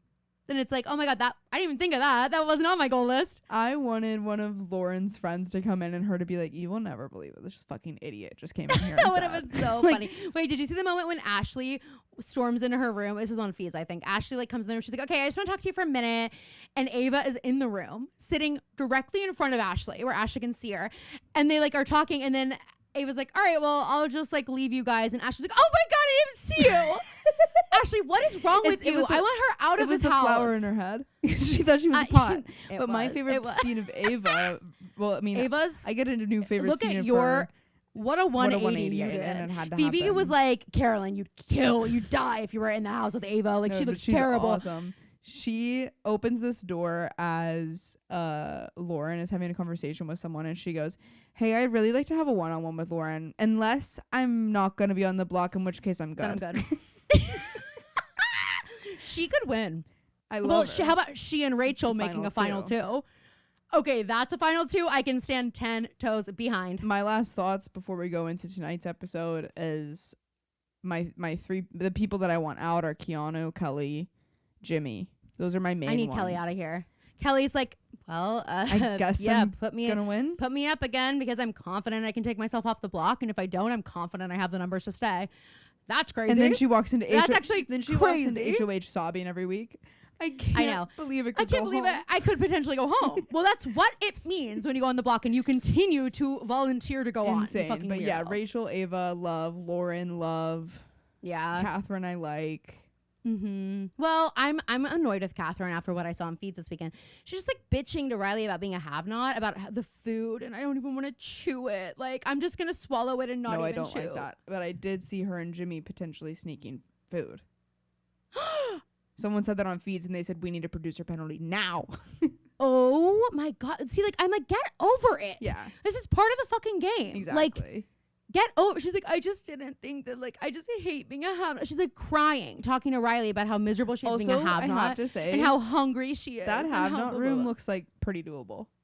It's literally fine. Those look like you're not gonna be mattresses. in there that long. Also, like, if I knew that people were watching me, I'd be like, I'm good. And like, I would literally not be like they crying about this. Having to lay on like those big boxes, and this year they have like it's a weird mattress, it's like but a it's still foam, a mattress, like cutout. Yeah, like it's not that fucking big of a deal. It's not forever. Like I just, But yeah, it really I turned might me off even to like her. I think I like this cast more than last season, and I like the They're theme just a lot more. crazy. They're so yeah. I like miss Angela, but I love this cast for the most part. I think it's fun. Yeah, I saw someone tweeted and they were like, it was like a blue and white striped but chambray button I see her down. everywhere. So funny. Couple things. Number one, Kelly thinking she's a comp beast is sending me, because you've played 2 competitions basically. Like you've won 2 competitions. I think until you've really played one of like every kind of competition, you shouldn't be calling yourself a comp beast. It's like you're cursing yourself, because I'm sorry, but Keanu is gonna beat you in like the wall challenge. Oh my god, this kills me. Lauren and Zach are talking, and they're talking about the wall, and he goes, everybody at home thinks I'm gonna suck at the wall. They think I'm too heavy. Like I'm gonna be too big for it. And she goes, you can tell she wants this conversation to be over so badly. It's like 3 a.m. Yeah. She's like, yeah, like you just gotta prove them wrong, I guess. And he goes, yeah, that is what I'm all about, is proving people wrong. He's like, okay. I'm just like, okay, work, Zach. shut up. Well, did you see the talk where Ashley was like, how much do you weigh? To who? Lauren. And Lauren was like, I think she's like 125 or something. And she goes, oh, you're heavier than me. Okay, I'm like 120. Like, yeah, she literally, and she was like, oh, okay, so you're like heavier than me. So and she goes, and I'm so fat. And she was like, because I'm taller than you, like I should be, or she was like, you're lighter than me or something. And like, so that I don't remember what, I think they're like the same exact weight or something. But she was like, oh, I'm so fat, because like I'm taller, so I shouldn't weigh as much as I weigh. And like you weigh what? Like, yeah, talking about how much they weigh, and like basically said it in a way that was like made Lauren feel like, what the fuck? Like it was like uncomfortable. I wish I could remember it correctly. I really like Mickey yeah. also. Yeah, I like Mickey. Mickey seems like she sees through the bullshit. And I kind of of like nice. Adrian, actually. Yeah, Adrian's fine. Everyone's just like playing really hard, and it's really fun to watch. Like so Who was early I for them to talking be about so Big into Brother it. with last night? I had like a long conversation about Big Brother I don't last night with know. someone. Who? Someone. I like all the different powers they have available now, and I also like that they're bringing in like a comp beast from a previous season to help. I wish that it didn't help out Keanu, but I think it's cool to like how cool would it be if you were like so good at comps and you got to come back and like play one game, so you know, like that's awesome. So anyway, season is great so far. If you're not watching Big Brother, you really should. Are we getting the Valley reunion this week? Next week? Did you watch the finale? God. No, I didn't. Hey, finish it yet. Jason, get the fuck out of here. I used to think that you were a silent killer because you were just Janet's little No. yes man. I did not like the No. way you were talking to Zach last episode. You guys cannot call everybody that you disagree with an alcoholic. No, it's out of control. You calling Zach, who I don't think he was really drunk at this party. Mm-hmm. But it's not like we've had a season of him being wasted the whole time. No, and Zach is Jason also the youngest. He's not married. He doesn't have kids. Like Jason keeps looking at Zach as they're fighting. They're all having this big fight, and Zach is clearly getting really worked up and really is desperate for Brittany to stand up for him, and she just can't. She just can't. She's like, well, Janet's a good friend to me. Okay, Brittany. I'm kind of over with that this. with Brittany. I don't like when she's know. always been that way. If you're a Janet sucks, and I hope that she's having 20/20 vision watching this back. I and hope, she's but like, it doesn't oh. seem like it on Watch What Happens. I think Watch What Well, Happens. sorry, I mean Brittany. No, not no, Janet. she was just on Watch What Happens with Zach. But Jason, look, they're like Jason's like engaging with, and that makes me think Jason was also drunk. Yeah, because he doesn't engage like that. Because he doesn't normally. act like that when he's sober. 100%. He's talking. He's like, talk to me when your eyes aren't going all different kinds of ways. You're so cross-eyed, like saying all this stuff about the way his eyes are going. Saying it on camera so that it makes it seem like he's so belligerent. I feel like Janet's like, anything you can say so the viewers at home know how drunk he is. Like, if in case they can't tell, like you should say something about his eyes being crossed. So you know, stupid. I just like they're so bizarre, and like they're a perfect example of, I feel like people who might be semi-normal. I don't really think Janet is, but Jason, I'll give it to him. Who go on reality TV and it actually like changes your brain chemistry and turns you into evil people. I think they are like, these other people mean. have been in this world already, so we're not going to see them have like their village and origin story in the Valley because we already saw it, you know. But like for Jason and Janet, I'm like, you're two people who like this is going to really fuck up your own lives because of the way that you are acting. It's not what anyone else is doing to you. They're such victims, and then they become antagonists as a result. Exactly. I saw a TikTok on my For You page. I think it was like some sort of podcast that, or like I think it was a Bravo podcast, but they had someone on who I think specializes in like substance abuse and things like that, and they were talking about the damage that you can do by just like throwing the word alcoholic around, and like they were like, when I look at Danny, I don't see an alcoholic. I see someone who maybe can't handle his liquor and has 4 kids and goes out and like maybe says stuff that he shouldn't say when he gets but everybody turns into a little bit of a different person. That's what alcohol does to you. Like that. Yes. It doesn't Janet, sorry, if a change in behavior makes you an alcoholic, then Janet, you are one too, because of how you acted at that fucking Mexican restaurant to Kristen off of 2 margaritas. Like, and that actually luckily was a moment where people did kind of say, okay, Janet, like I feel like Brittany and that was like, Janet, like it was chill. a little much. I do think also like Danny isn't doing like there are people that get drunk like Jax, and it turns him into still, someone by the way, now drinking. He's looking he has for all his friends over and he goes, yeah, I've got a bunch of beers in the fridge. You guys want one? Oh, crazy. So you get to be in your little bachelor pad and you think Brittany's gonna let Cruz stay over here? Insane. Like when Jax gets drunk, he's like, oh, what's the next thing? You know, I'm not done. I can't stop drinking. Now I want to do drugs. Now I'm getting physical. Now I'm destructive. Now I'm cheating on my wife. Now I'm doing, I'm sending off these texts. I'm doing all these things. And then like, that's a different kind of situation than someone like Danny. And the way that these people in the Valley stand behind Jax and try to actively take down Danny. All Danny does is just, in my opinion, regurgitate stuff that Nia says to him when they're home. Like Nia is like, Janet is such a snake. Like when they're like making dinner, and then Danny has that second or third drink, and he's like, and by the way, like a lot Janet, of the stuff, and I feel like a lot of the stuff he says is like to have Nia's back. Like he's and like frankly, he's like standing up for Nia, and Nia's like, don't fucking do this to me. Like, but he's like, what? Like I think he thinks his intentions are like, no, this isn't fair, whatever, and whatever. I also think what was I gonna say about drinking? Oh, Danny and the whole Melissa thing, him putting his hand on her leg and saying, get daddy a drink. I understand maybe that made her feel uncomfortable, but like I also think you have to take a little bit of a step back as it's been a year or 2 and you're all friends of both of these people, and these 2 people have worked it out amongst themselves. That's the thing. Danny has not gotten physical since then, but Janet acts like she is in the room with a sexual predator. When he walks into the closet and drinks, she's like, oh, I got scared. It's like you shut the door. Like it's like, really, what were you scared of? Because when he touched Melissa's leg, he was in public with a bunch of people. He was never going to do anything to her. He probably thought it was okay to joke like that because that's probably the way like people like Zach joke sometimes, you know what I mean? And it made them uncomfortable, and they are absolutely allowed to feel uncomfortable. And I'm so glad that they worked it out. But at this point, the only people who should be bringing that up are Melissa and Jasmine. Exactly. And you they know? don't. And even them, it's a little bit like, okay, well, we have to decide. Are we going to be over this now that we've had X amount of conversations about it? And like Danny is trying to prove, but they're like, well, no, the fact that they're not saying this, but the fact that he's still drinking means that he hasn't learned. And it's like, no, he's drinking in a responsible way because he's able to do that. Something that Jax is not. And what you're all rallying around and like, and this is another aspect of the Jax thing is like, they are opening up this scapegoat. Use that word correctly, Huda, clock it. Love that. For and Jax, said it correctly. Of like, he is, you see at this party at Nia's, or at I always want to say Isabella, but what's her mom's name? Oh, Michelle.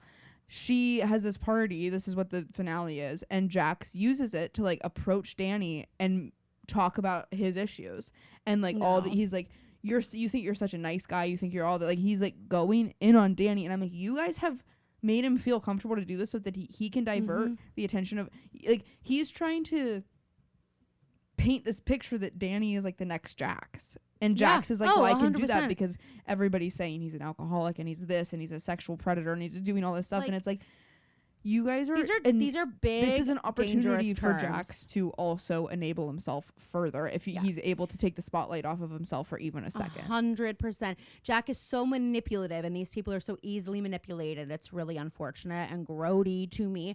Did you see that Jax's sign got taken down as bar is done? Good. Yep. And did you see that Michelle and what's his name broke up? Ooh. They broke up. She's unfollowed him. She's deleted all photos of him from her Instagram. I hate that. I think and allegedly he broke up with her. I hate that the reunion filmed after. Well, I wonder if part of it was him watching how she was like acting a little bit. But I wonder if it was he kept saying like, I don't know if I'm gonna be able to handle the Jessie stuff, but They seem to work it out. Michelle towards the being end. so mad at him makes me think, because I'm like that. I feel like she could understand. Mm-hmm. So I think it maybe was not that, But because she literally has like scrubbed him. Did you from see her what shit. Zach wore to the reunion? Like his getting ready clothes were? No. It said, "Whose show is it now?" or something like that. Oh my fucking God, Zach. Oh my So God. Well, awesome. hey Zach, I'm really sorry. It's still not yours. I'm really sorry. Okay, well, do you have anything else for reality television? Well, I just want to before say we The move Valley on? is like the best show on Bravo right now, followed by Next Yeah. Gen. Can't wait for it to get signed. They're I both- wish we were having a reunion. Tuesdays are so good. They deserve a fucking reunion. They deserve one, especially because I'm not confident we see Charlie next season, and I would really like to see him in the hot seat with Andy Cohen in that way. You know, Andy So, Cohen needs to just like saying. be the father figure. Come and, like on, slap him around. someone's got to step in and like, yeah, but and you know, figuratively. he tries to do that and it just doesn't work. So I'm like, it's a lot for him to take on, I guess. All right, let's get into our rotations. You're up first. First is Mary Beth Barone. She just makes me laugh. That Seth Meyers interview. so She funny. is so she's so smart and so Mhm. like quick and everything like that. Like I just am obsessed with her. Yeah, me too. And I love her hair right now. That color. Love her She hair. dyed it back Yeah. from blonde, but it just like looks looks really great. healthy, and I love when it's Mhm. like curled, like the way she looked at the Seth Meyers interview. That's she looked gorgeous. Yeah. Next is Mike Wazowski, who Mike, let me just tell you, if it were my room you were scaring, I would be scared. Phoebe texts me. She's like, I just think it's kind of fucked up because like, okay, sure, Mike like doesn't scare people, but like if he were in my room, I would be scared. And I was like, are you talking about Mike Wazowski? Because there was no context. We weren't talking about Monsters Inc. She didn't say Wazowski. She didn't say his last name, his government name. So it's just Mike. And like Mike is kind of a common name, so it could have been anybody.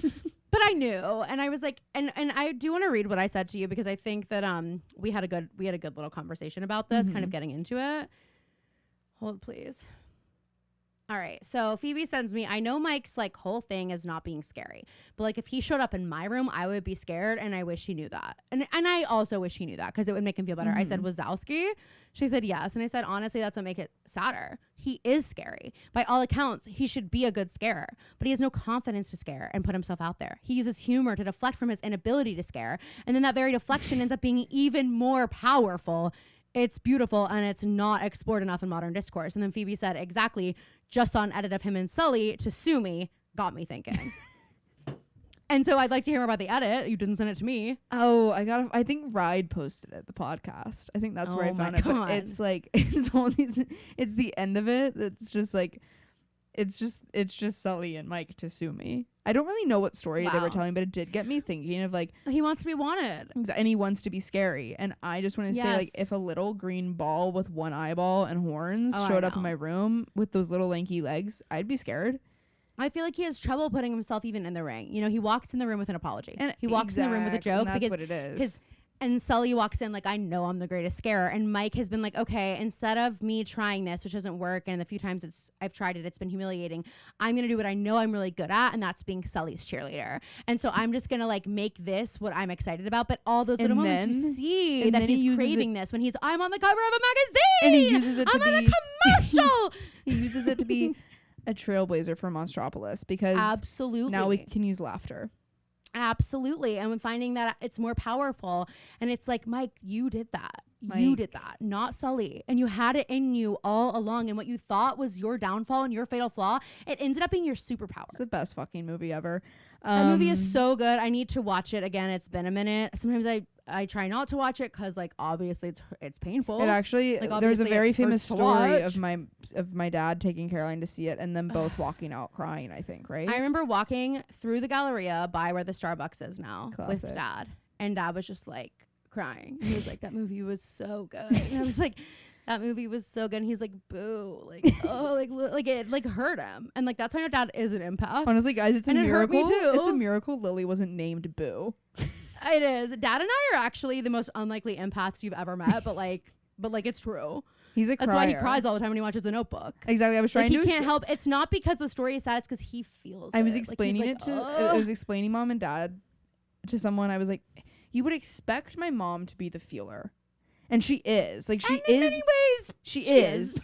But then when it comes to like consuming media, they are the inverse of each Oh. other. Because mom stuff doesn't affect mom. Mama like watched that. it and feel nothing. And then dad Unless she's like, is like so hardened and like isn't a feeler by all accounts for most things.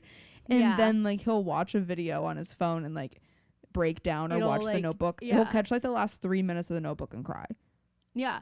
Like he really feels like when he does feel those things, it's deep. Like he like, and I was asking my therapist, I was like, what is this when like I like think about like, okay, let's say I'm like thinking about you, my sister Phoebe. And like, let's say I'm thinking about something that like you've ever gone through and it makes me, or like the thought of you being like left out, or I'm getting teary eyed right now. The thought of like anybody, like I can't help it. Like I feel like feel the sadness in this deep way where like I feel like I'm the one who was left out or something. Like I can't think about it too much. It hurts me to think about. And I was like, I think about like my family members, my friends. I think about people on TV shows where I'm like I don't want to watch this. Like it hurts. It physically hurts me. And I always have to like fast forward through stuff like that. I'm just like, oh my God. Like if I can don't sense what's going to happen, bullied, like I just can't. Like it hurts too much. And she was like, that's called being an empath. And I was like, how dare you? Okay, like, that's actually a slur. Vanessa. Don't say that to me. Like I'm going to be Kristen Doty now and everyone's going to make fun of me. And now it's also so Sierra Ortega. And now it's, well, of course. And speaking of my dream rotation, last but not least, Imagine. I was like, wow, this is a crazy pivot. It's Kristen Doty. Because Imagine if it literally was Sierra Ortega. And it's like, Sierra Ortega for being brave. And let's cut that. Let's try it again. Yeah, for being so brave. It's Kristen Doty because we have 15 years worth of amazing television. She's never stopped feeding us. And even when she is at her best, I think, for herself and showing up for the people in her life, she is still crazy enough to make it work. She can't help it. And you kind of gotta be. If you're gonna last this long on reality television, you gotta have the crazy gene a little bit. I love her. She's really like her growth has been amazing to watch. She's really become someone that I look forward to seeing on my TV. So, and I'm so glad that obviously we didn't get to see this realized on the season because of the timing of everything, but I'm so happy to know that through her whole fertility journey, she has a baby now. Like that's so, I know, it's really so amazing. Moving to me now. Like we've seen her since it really is, and it's like green the right dress time. Christian.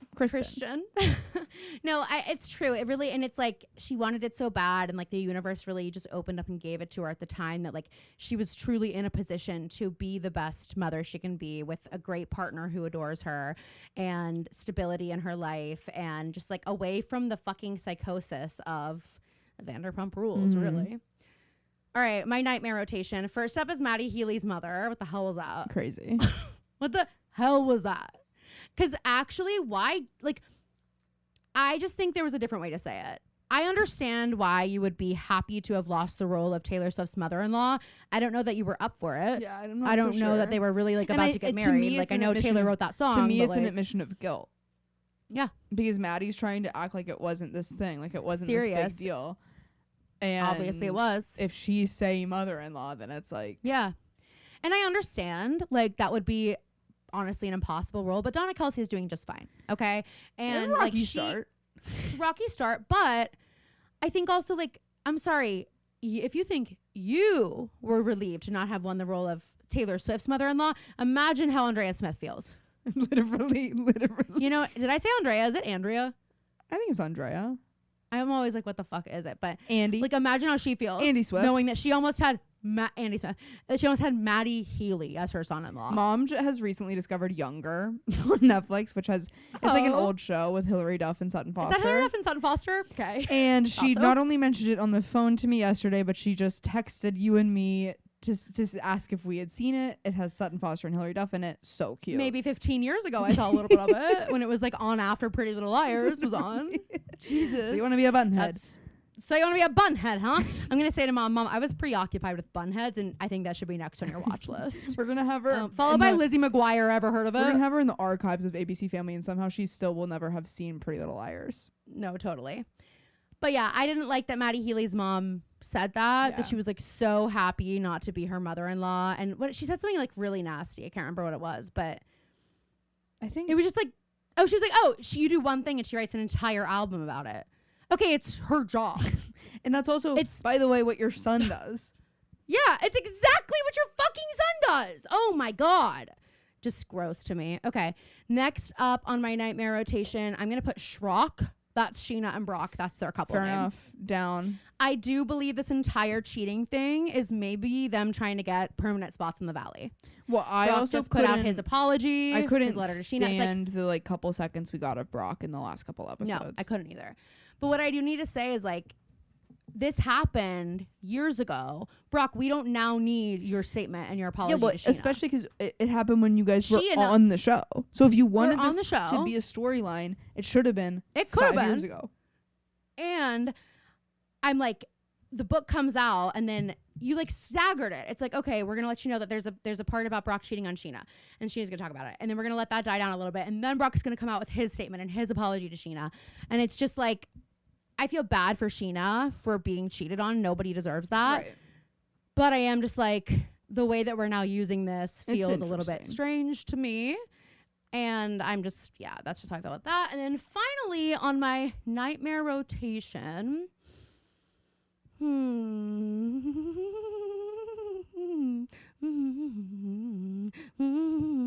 is Johnny Depp, who just did an Ozzy Osbourne like tribute and went out like dressed as him and performed songs by him. Oh, great. Johnny Depp, get a real job. Well, don't actually. I'm good. Like, Go go somewhere work else. at like a fucking law firm as a paralegal. Get your shit rocked over there. Okay, I'm over you. Never was under you. Whoa. Oh, swear. Swear, that's the truth. Okay, that's it. Do you have anything else to add? Of course not. Of course not. Okay, guys. Well, thank you so much for listening. If you want to hear us talk about We Were Liars, and I know you do, I know you're clamoring to, then all you have to do is be an honorary Connell sister on our Patreon, because that episode is out there and it's a good one. And we really enjoyed it. So go listen to that / watch that on our Patreon. On Thursday, we are recapping season 7, episode 13 of Pretty Little Liars, called Hold Your Peace. Definitely check that out. Crazy episode. Good one. If you could leave us a 5-star review, it would mean the world to us. We love you so much. Thank you for listening, and we will see you next week. And splat. And split.